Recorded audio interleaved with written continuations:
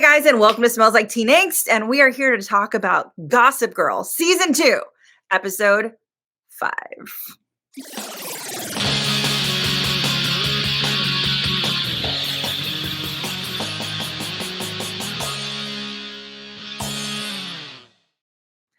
Yeah, we did it!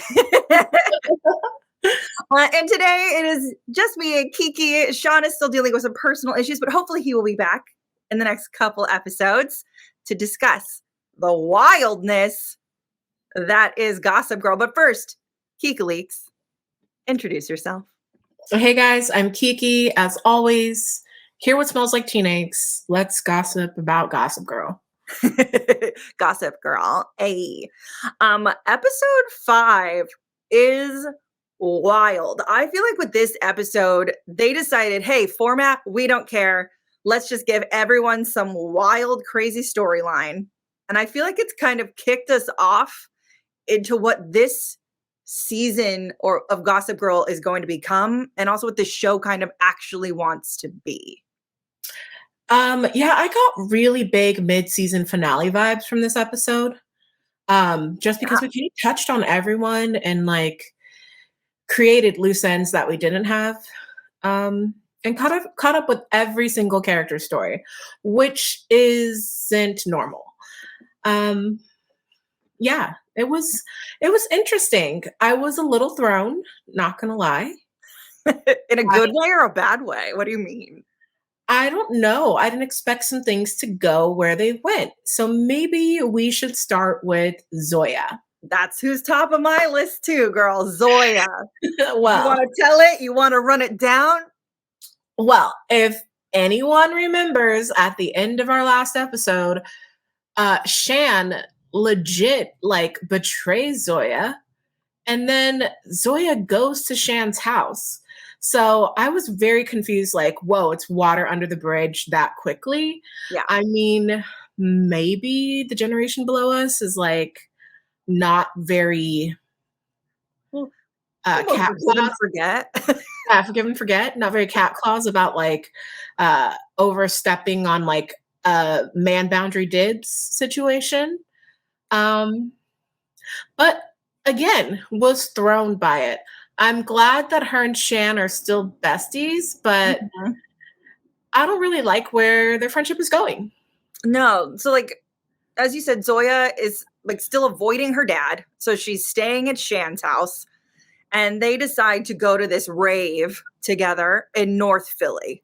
Mm-hmm. And Zoya's never gone to a rave. We got to remember Zoya is like 14 or maybe 15. Yeah, she had a birthday. That's right. In season 1.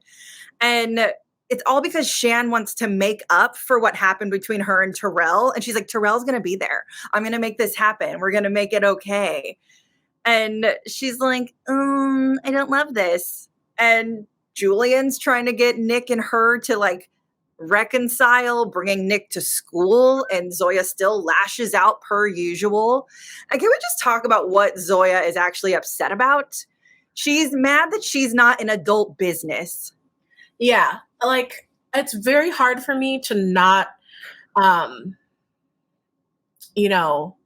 it's very hard for me in general just to like empathize with her, because I empathize more with her dad, because he's put in like such messed up situations for a parent. He, through her trickery and foolery, moved them to this city, dealing with getting evicted, dealing with having to take on his stepchild in a sense, you know? And of course, yes, the money he took for this apartment, it's dirty a little bit. It's blood money for sure. But what else is he going to do? Let his kid and his stepdaughter suffer? Like, right. At the end of the day, he has heart. Like, he cares for both of them. And, when you care about the people in your life, it's by any means necessary. So I'm very much like, okay, sure. Would it have been nice for you to know Zoya? Like, great. But also, my parents wouldn't have told me anything like that at 15. Girl, that's what I'm wondering. Is it, for those who are Gen Z watching this, are you this involved in your parents' decisions about the household and about the family and financial things? Because I'm like, maybe it's a generational issue that I'm not aware of. I just know that, like, My family, we were going through the recession. I was out here freaking making up dances and playing Michael Jackson Wii. Like, I wasn't involved whatsoever. No. And we were like quick selling our house and moving to a different state. And I was still like, do. Like, yeah, exactly. Like, I was kept blissfully unaware of the struggles and strife of my parents' relationship, of their financial status, just out here living. I never knew what was going on, and I never wanted to know. I never wanted to know. No, exactly. Never knew. Like, when people ask me what's like being a child of divorce, I'm like, I don't know. I was 7, and literally one day my mom's like, and we don't live with your dad anymore. This is my house. I was like, okay. Like, no idea. Yeah. Sounds great. Yeah. I know, like, and I know you said it might be a little bit of blood money, a little dirty money, but in the end, I actually don't think it is. I think as terrible as Davis is as a human being, he should still be allowed to take care of his child in any way he can. And the only way he can is financially. Mm-hmm. So he bought the apartment so that they could stay at the school and stay together. Sorry, I have an itch. Hold for itch. Hold for itch. So we could complain about Zoya and her nonsense all day. So I just want to wrap up her story real quick, and we'll finish in the buttons of what ends up going down. But so she and Shan end up going to this rave, and Shan puts on a British accent, which I can't say I haven't done. Exactly. Like, I was actually really feeling that because you all know, like, all my close friends know, when we go to Vegas, I do not go to Vegas. Kiki has never been to Vegas. No, but Charlie has. Charlie has Molly. Exactly. She can get whatever she wants because she's British. And that's how it works. Like, people really just like adore British accent, and they think you're like so intellectual. Yes. And it gets you like so much shit.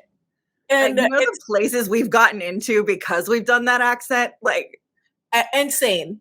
The amount of money people have spent on us. Kind of ridiculous. And to be fair, our accents are okay. I'm not even saying they're good. They're pretty terrible. They're passable. They're maybe if you're not from there. Yeah, probably. I mean, I have family in England and London, about North London. Right. So I just use those names and places and this fake accent and get away with murder. Yeah. And that's another thing, using names. Zoya does that. And, we decide that now that we're in North Philly, we're different people. Zoya decides to be Monet Tahan. Yep. Which we're like, why not? Who cares? It's never going to come back on anybody. I don't know. Monet has to be the rich bitch. Whatever. Such a big following, Yeah. I'm like, they could just Google it, but they don't. And then Shan, still being such a terrible friend, ditches Zoya at the rave and runs off with her other girlfriend and leaves her with this random girl's brother. Yeah. So then he's taking her around Philly. I'm like, what a terrible friend. She's just going to leave her to the next party and the next party and the next party. And I'm just like, I'm not happy with Shan. I feel like this goes very much against her character, and I don't love it. Yeah, it really does. And it was really triggering for me because I've had experiences like that with best friends ditching me, with strange men and stuff like that. So I was just really upset by the situation already. Before anything happened, I was just like, Shan is dead to me. It's too much. It's too much. Girl, you would never recover in my circle. You're over. Yeah, you make out with the guy I like, and then you ditch me at a party in a different city. Yeah, girl, we're states away. We're not even just different city, state. So Obie has a little bit of a thing that starts off in this episode. His sister's back for about 30 seconds, which upset me that she wasn't there later. Obie thanks Julian for exposing all of Grace's lies, which were, if you watched last week, flabbergasting. And then he confides in her about how his family has been ignoring him, and he learns from his sister that his mom is home. His family's home. They've been home, and they're just not talking to him. And Julian's advice is just go talk to your mom. go apologize to her. And there's supposed to be this like guy ski trip going on from Constance that we all know. And instead he bails on the trip, and Max and Aki decide that he can't go alone. And so they're going to go with him on this trip to go see his family to be support, which I think is cute. It is really cute. I do like that Julian still, because of all her history with Obie, can call him on his BS. Mm-hmm. But absolutely. The whole say sorry, you've probably done something wrong thing. Like, I just think Obie's parents are the worst. So I'm like, what is he doing wrong? Like, Monet, she messes up. She creates drama. Zoya, a drama queen. Yeah. Like Obie, he minds his business and takes care of himself. Like his parents have never really had a presence in his life. So it makes zero sense to me that he's like. Well, you can't forget season 1 that he's the one who set up like the picketing and stuff at his mother's, like his family's buildings. And he's the one that's like, you gotta be eco-friendly. That's why him and Zoya connected in season 1. That is true. I did forget about that. So that's why they're like, he can't be involved in whatever shady deal they're working on because he's the one that has a conscience. Obie is the Jiminy Cricket. Yeah, that makes, okay, I'll give them that. But I'm still like very on the fence of let me be sorry to my parents type of drama thing. Like, I apologize for picketing your bad building. The throuple is still throupling. Max's dads have officially reconciled, which is so exciting. And then Max and Aki and Audrey discuss rules of their relationship because this throuple is still very new, especially if they go on this ski trip, which is no longer the ski trip. Now it's to Obie's parents' house. And she's like, I don't care if you guys sleep together without me around. That's totally fine. And that lasts for about 20 minutes. Mm-hmm. Until that other kid at the school is just like, you realize that bisexuality is not real and that they're just going to leave you. And so Audrey gets in her head, and I understand. You got to remember, she's 16, maybe 17. This is the first throuple, first thing. And so she gets super insecure, and she's been very insecure since Valentine's Day, which is understandable. And, so she like, oh, go ahead. One, I was really upset about the bisexual slander because I know many bisexual people and no one wishes to feel like a certain way. They're just kind of, you're born that way, So let's stop, saying people can't have choices. It ain't right. Yeah. And also, this issue was bound to happen because this relationship has never been defined. Our previous drama was about, hey, we never discussed if this was closed. Hey, we never, this and that. And we're searching through each other's phones. So it's like, y'all need to sit down and actually DTR, like define the relationship. What do you guys need in a relationship? What type of security makes everyone feel happy and safe? Because it's just going to keep going wrong until it blows up. Exactly. And I'm so bored of it. It's the same story, just different name each episode. I'm so glad you said that because this is where Max was last season. Because remember, he felt like the third wheel to Aki and Audrey's relationship for a long time. And then he had to talk to them about it. So now Audrey's feeling how Max felt last season. And now we have to talk about it again. So I feel like, as we've said this a million times, this throuple was a terrible decision because all they're doing is just making a mess of these characters over and over and over again and making them go in circles. I mean, we did say it was fun and interesting last season. So because we thought it was going to become interesting. I thought it was going to become interesting, but instead it's just a pathway to drama. And like Gossip Girl was always relationship drama. There were other things happening. Yes. Big stories and lies and scandal. That's the point. Scandalous lives of the elite. That's what it is. So and Audrey goes to like the worst people ever to ask relationship advice. Her mother and Gideon, which is very cute that Kiki is making Gideon's like vow renewal or wedding gown. I think that's adorable. And so they're just like, I guess, well, don't say Gideon. I will say Kiki, unfortunately, because she's like, I never saw it coming. And then she's like, no, then I realized there was a lot of red flags that I should have seen coming and I chose not to. And Gideon, I think, had the best advice in the end. He's like, you have a choice to either assume the best of your partner or think the worst of them. And you have to decide which one you're okay with. Mm-hmm. I actually really I thought that advice was good. Yeah. You know, I've always loved the saying, trust is a mirror. And, you know, you can break it and put it back together, but you will always see the crack in that motherfucker's reflection. Mm-hmm. So, you really like have to treat others how you want to be treated in a relationship, or it's just not going to work out. And you have to communicate. And I think a lot of us, especially when we're younger, forget how much communication we need to have in certain scenarios, because a lot of our friendships we've had for years and years since childhood. Absolutely. So we learned how to talk and communicate amongst those people, or it's family. And those people will choose to understand you no matter what, you know? Mm-hmm. Because of blood ties. But that's not the rest of the world. The rest of the world, you have to very clearly vocalize yourself with to kind of get what you want. You know, closed mouth doesn't get fed. And Audrey is constantly a silent partner in everything. Yeah. And I just hate how passive her character is. It makes her so boring. And she ramps up and spirals into this, no, I need to do this right now person all the time. When Kiki was in the hospital last season. And yes, it's toxic. Girl, I look at you and I'm like, she's lost it. Like, lost it. You're gone. Another person who's lost it is Julian.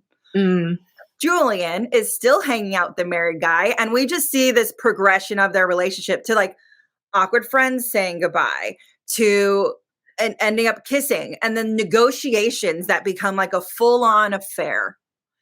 And she knows she's doing something wrong because she's lying to her friends.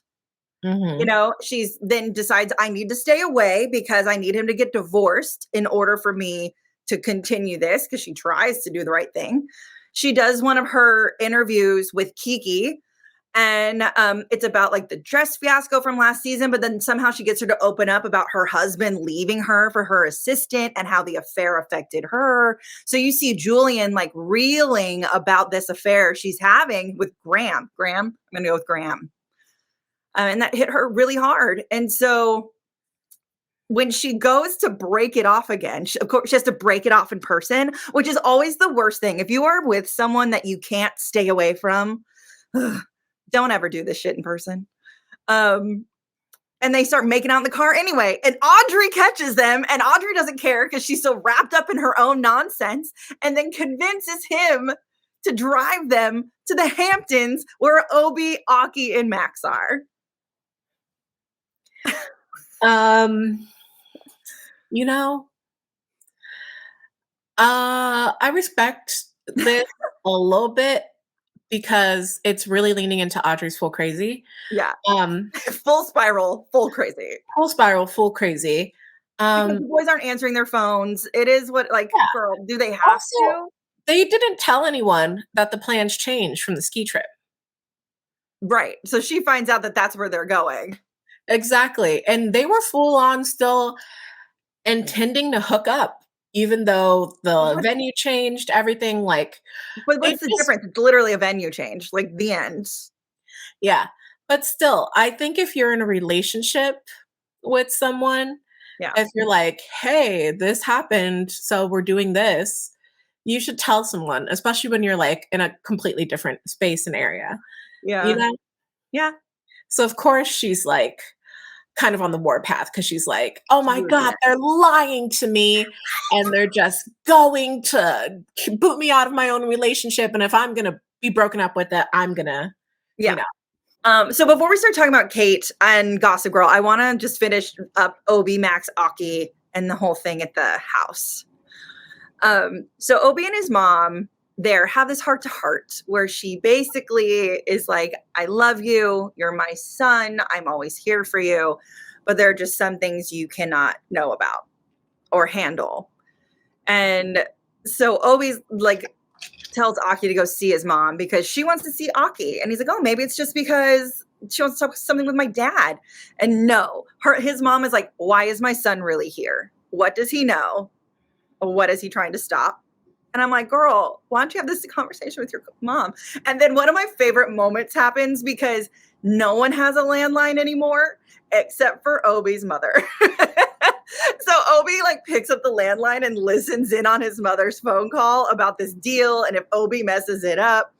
And I just thought that was so funny because that never happens in shows or movies anymore. No, because it's so like 90s. Like, I don't know. I remember the day when my family was like, we're not having a landline anymore, you know? Yeah. And it was because we all had cell phones. Like, what was the point? Yeah. You know, the only person who ever called that phone was a telemarketer. So it's just like, you have a landline? Yeah. Why? To make her, because you know what? Cell phones can be traced. I don't know. It's just a guess, actually. I made up scenarios. I was like, maybe for the security system. And I was like, no, you can use cell phones for the security system now. Like, I don't know. I don't know. She had a It was landline. fun. It was a fun little shirt back to. I was like, look, I love this little throwback of times begone, like that we cannot see ever again. Mm-hmm. Aki and Max realize that Audrey is not okay with them sleeping together alone because she's constantly calling and constantly sending text messages. And they see this after being interrupted. And they're like, cool, we're just going to take downers and we're never going to touch each other. And then they don't take downers because Max is an idiot sometimes. And it's like a whole issue between them of them trying not to sleep together, trying to respect Audrey in the relationship. And I'm just like, guys, get it together. I know. But also, yeah. I can't determine if it was intentional or not, just because Max is like the king of badness, you know? So yes. What do you mean you don't know what a pill looks like or poppers look like or something like that? Like, you know. Don't be stupid. Yeah. Don't play dumb. Yeah. That's interesting. I didn't think of that, but maybe old Max that I love dearly is still in there being sly. So we get this thruple explosion, right? So Aki, Max, Audrey, she catches them in a compromising position. I'm using this lightly because it's one of those, when it was setting up, I was like, this is what they're going to do. Because he's like, my penis feels weird. And he's like, well, you look at it, make sure it's okay. And Max gets on his knees. And like, you know what I mean? Like the whole setup, I was like, really? We're going to do this little cheesy catch him not in the act. And Audrey's going to misinterpret the situation and blow everything up. And I just thought that did a disservice to these characters. I would have rather her walk in on them in bathrobes and her overreacting. Yeah. Not like actually setting a stage for something. It just feels like a rush to break up the throuple. Mm-hmm. It feels cheap to me. Yeah, it feels cheap. But also they could have texted her back. They could have called her. I know. Once they saw all those messages and all those phone calls, y'all, why didn't you pick up the phone? I don't know. Maybe I missed it. Maybe they had no service at the house. Maybe the house has no service, and that's why they have a landline. No, because homeboy was on the phone with Obie. Didn't he? He made a phone call on a landline. Oh, it was on a landline? Mm-hmm. I thought it was on a cell phone. No, it was on a landline. That German call, which also I wonder if that actor really speaks German because I was impressed. I was like, good job using someone's talents. But he sets up this phone call, speaking of, with this woman that he's like, what's she doing? What's my mother doing? And Julian sees him. She's like having this heart to heart with the married guy. And he's like, hold on, I'll be back. Because she sees Obie sneaking into the house. So she sneaks into the house. And she's so annoying and almost ruins everything. He's like, get in this closet and stop talking. And she's trying to talk and trying to open the door while his mother's in there. I'm like, girl, can't you listen for 2 seconds? Don't you see he's doing something on purpose? Just wait. He'll explain. I mean, Julian is Julian. Julian. So that's Julian. Yeah. I'm never bothered when people are true to their character. I'm bothered when we create characters and we rush to switch up on who they are. Yeah, that's fair. Hashtag Shan deserves justice. Justice for Shan. So Obie hears his mom talking about this thing with a sinking building and that they're trying to pretend like doesn't exist. They're like, this is an issue for future people because they're trying, what I understood it to be is like they're trying to build this building and then the foundation is sinking and they had someone lie and say that the foundation is fine. And he's like, what are you doing? You're going to build this building. People will die. People are going to get hurt because you don't want to spend the extra money to fix this or to stop the project. And so now Obie has a quest. Obie is off on a mission to stop his family from doing this horrible, horrible, horrible thing. I'm like, look, we're giving Obie a reason to be on the show, guys. He's a reason. Finally giving him a reason. Julian talks with Graham and he confesses that he and his wife are separated, which is like one of the biggest lies of married people having an affair. Just stop. Just stop. Cut the presses. You're going to believe that, girl? No. You're going to believe that? Because he could have said that ages ago. He had an interest in you ages ago when y'all were kissing, when y'all were just going to museums together, when y'all were just having drinks together. But now all of a sudden and we're getting a divorce. Like, we're separated. No, you're saying it when it suits you, when it's what you want to happen. Exactly. That's a lie. It's a lie. It's the number one lie. Oh my gosh, we're separated. No, you're not. Stop lying. Ugh. Anyway, back to Kate. Let's talk about Kate and Gossip Girl because some stuff went down. Mm-hmm. Kate and Jordan are discussing Mike and the text that she saw after sleeping with him of be like, tell me the Gossip Girl identity. And then they have this like hilarious spy on Mike moment that I was like, why? Who thinks this is a good idea? They're going to break into his computer while he gets coffee in the corner of the same room. There are moments where I could suspend my disbelief, but like this was not one of them. Yeah, it would have literally been better if they were like waiting for Mike to leave his office and then like he left his office and they snuck in. But in the same room, that makes like literally 10 feet away. Yeah, no. Even I would be able to hear someone clicking away on the keys behind me. Yeah. Exactly. And then he's like, I'm the IT teacher. I know how to log into things. Yeah, he's like, okay. So I'm glad they got caught. I'm glad that they did not get away with this nonsense. And Jordan's like under the table and Kate's like, trying to be caught. So then he accuses her of being Gossip Girl. She accuses him of being Gossip Girl. And then they're in this like standoff of, he's like, show me your phone so I can see your Instagram. No, show me your phone so I can see your Instagram. And then Jordan under the table is the hero who posts something on Gossip Girl. So it can't be either of them. Mm-hmm.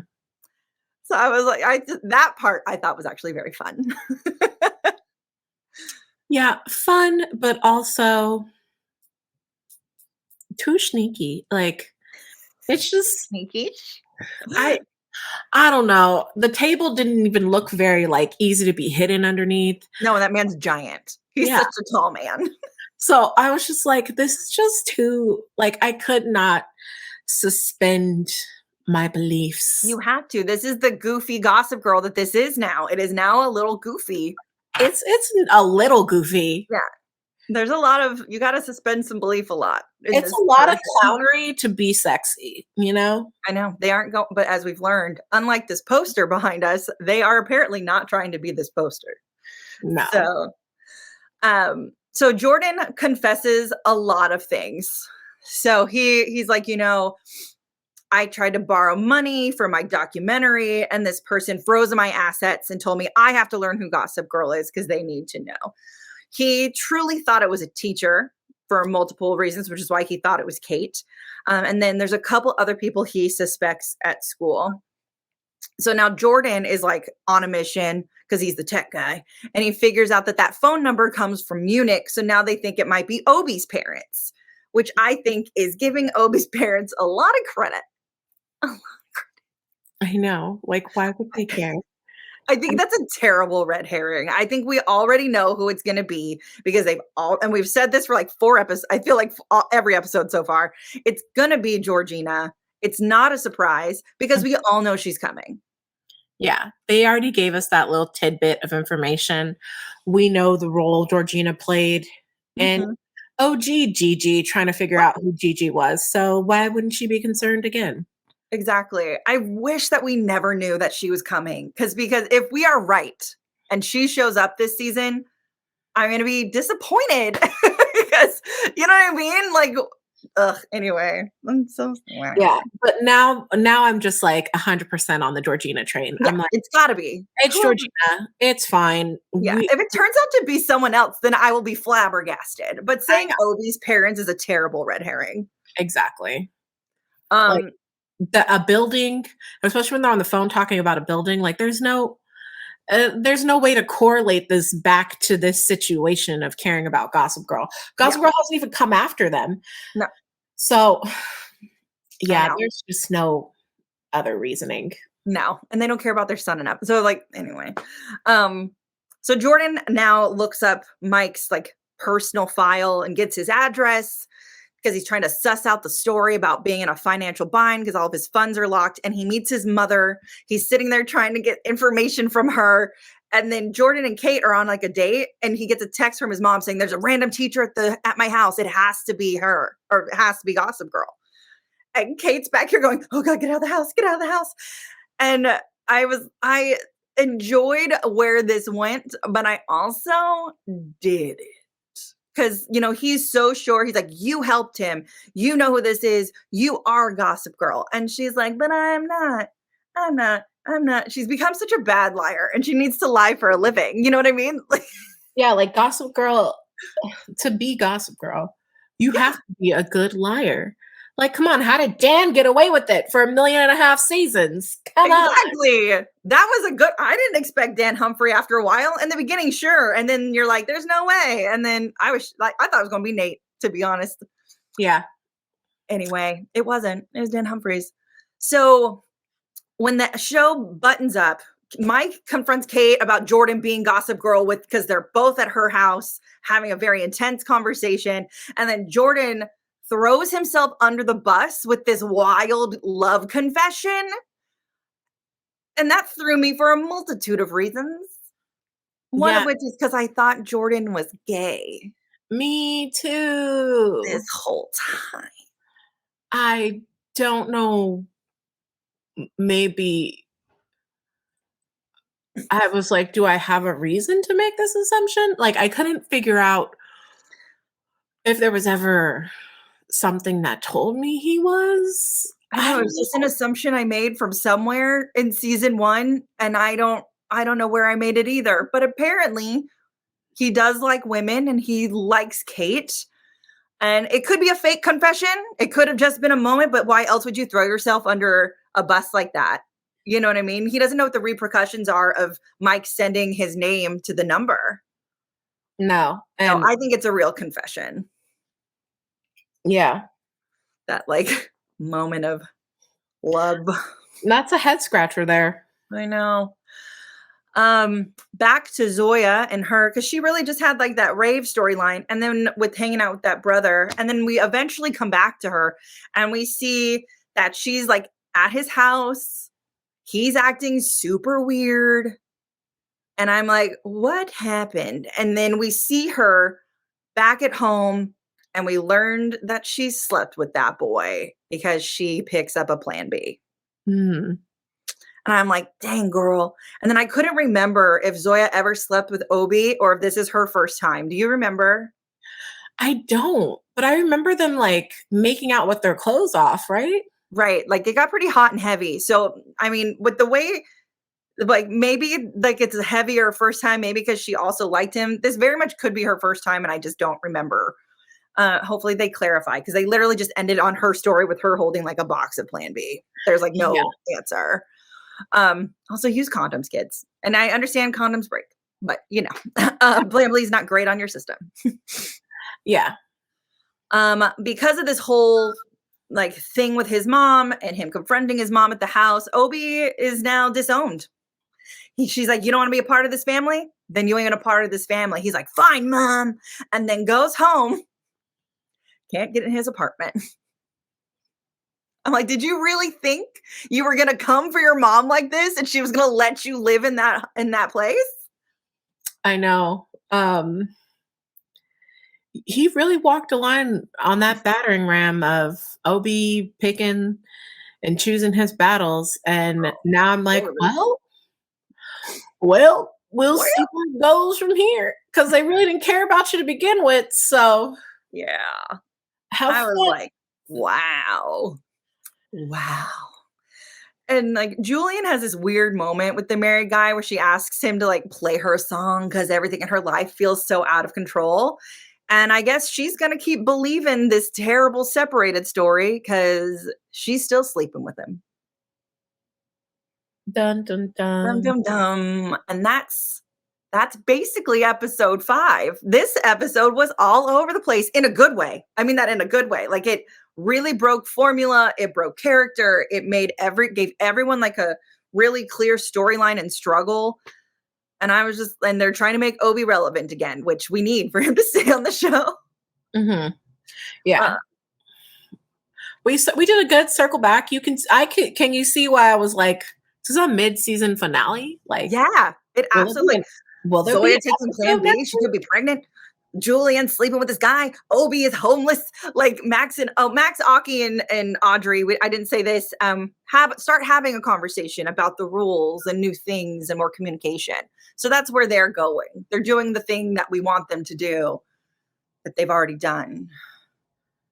Again. But yeah. I agree with you. This episode did feel very mid-season. It is episode 5 out of I think 9. So it is, but they're not taking a break. They're going to just like roll right along, hoping that this show doesn't get canceled because everything at HBOMax is getting canceled. So they're hoping that doesn't happen to them. Hoping. Yeah. We'll see what happens. Do you have anything else you want to say about episode 5? No. I know. I think we covered it. If we missed anything, they'll let us know. So we'll be back next week. Maybe with Sean, maybe without Sean. Hopefully he joins us soon. We've missed him. I know, Sean. But until then, find us on all the social medias, the YouTubes, the TikTokies. We around. We're everywhere. All right. Until next week.